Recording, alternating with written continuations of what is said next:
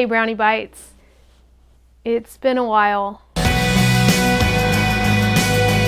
I don't know if you've noticed my absence on the channel, but I have been in school. As crazy as that sounds, I'm still teaching full-time, but I also... Did you start my voice recording? Yeah, sorry. I've been in school, so along with full-time teaching, I'm a full-time grad student. So I've been really busy, really busy. I'm also still doing preacher wife stuff, so I'm actually really enjoying it. I was super scared about starting it, mostly I think because of fear of failure, but I felt the nudge to start and I did, and I am having such a good time. I love it. I'm learning so much and I'm getting all those questions answered that I've been asking for years on how to structure my curriculum, how to change things to make it better, how to engage students more, and I feel like I'm finally getting the answers to those questions, so it's really exciting.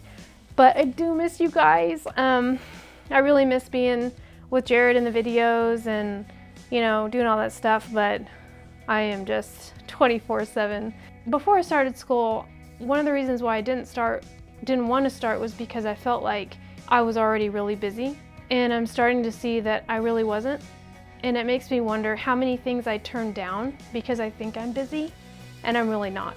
Another thing that I am having a crash course in is criticism. Oh my goodness. Going from being the teacher, being the boss, to being a student, especially in the same day, because I go literally from teaching to being a student in the same day. It's like I have to change hats and realize that I'm not the authority in the room. I don't have the most knowledge in the room. Just like being okay with that, being okay with being wrong. I don't like to be wrong. You can ask Jared, it's a big issue, but I don't like to be wrong and I don't like to be corrected. And so it was really hard for me to go to class and get something wrong. It's like, what?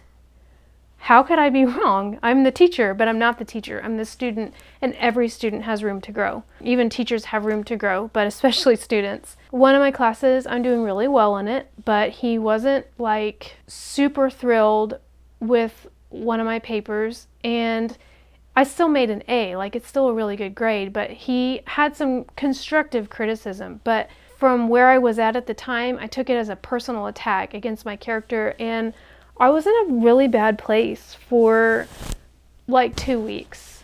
I was just really upset about being criticized. It created this thing in me that I didn't want to be criticized, so I think to raise myself above others, I started criticizing others. I'm not like that.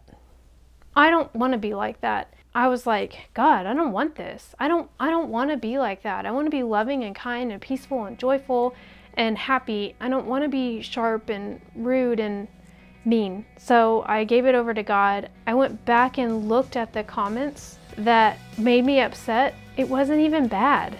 It wasn't even rude. I just took it that way because of where I was at the time, not able to receive correction. It really helped me to soften the edges around my own heart towards others. Being corrected, it's not something that I've wanted to deal with because it makes me uncomfortable to be corrected, because if I'm being corrected, it means that I'm wrong, and that insinuates that I'm stupid, which is all lies. That's all lies. And I'm sure it's helping me grow as a person, because a person who's not open to correction is a person who will not change and who will not grow. If I want to be better at anything, I need to be corrected so that I can grow. I'm really learning a lot. I'm not only learning a lot in my field, but I'm learning a lot through God, who's teaching me to hand over my burdens, and not be so worried about everything being perfect and right and correct. I can't wait to use what I'm learning to help other people in the classroom or in the church or just in life. I just hope that everything I'm learning is helping me to be a better light source for others.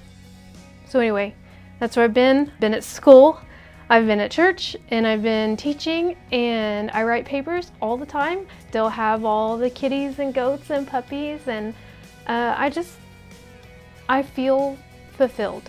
I hope this is an encouragement to you. to take that leap and do what God's been asking you to do, and be open to being a little bit uncomfortable and letting God change you. That's all, guys. Love you, and see you next time. I'll leave you to it, okay? Throw up my back trying to spank your bottom. I love you though, you're really cute. Oh, because you're tiny. He wants to be with me.